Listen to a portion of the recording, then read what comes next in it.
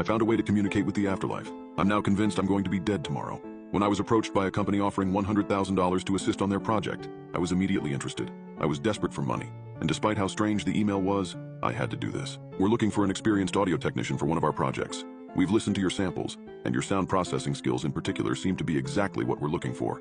Your participation will be payment of up to $100,000 for 3 days of work. If you are interested, please reply within 48 hours. As the nature of this project is highly confidential, no information will be passed on to you about the nature of this project before you sign an NDA, along with a waiver that agrees to the possibility of your death during this project. I thought something about that last part was strange, having to sign a death waiver for something as simple as an audio technician job, but I decided to reply back anyways, not knowing this would soon be the biggest mistake of my life. The company immediately responded and said I had an appointment at their premises at 9 a.m. the next day. I announced myself at reception, and a woman in a white scientist's coat who introduced herself as Elizabeth invited me to accompany her to her office. After signing the NDA and my death waiver, she led me through a maze of corridors to where I would be working.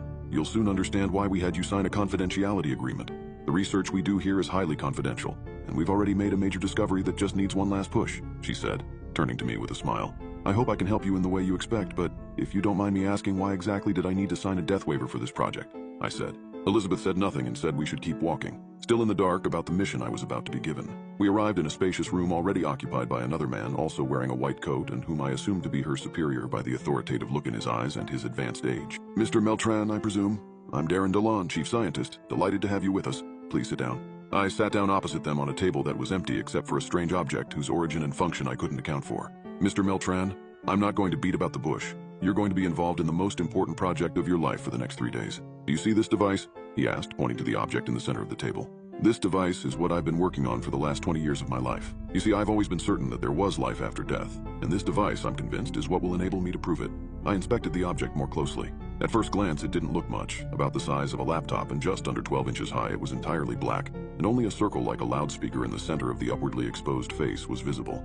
It was connected to a portable keyboard that sat right in front of the scientist. We can't reveal precisely how it works, but to put it simply, this device allows us to listen to frequencies that until now had never been reached.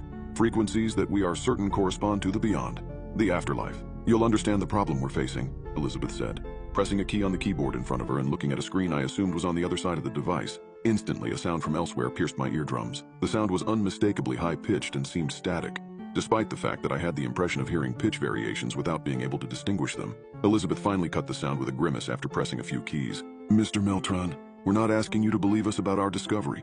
All we're asking is that you work hard to analyze and filter this sound and turn it into something usable.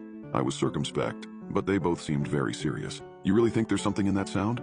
What do you think it is? A silence fell. Elizabeth looked at her superior out of the corner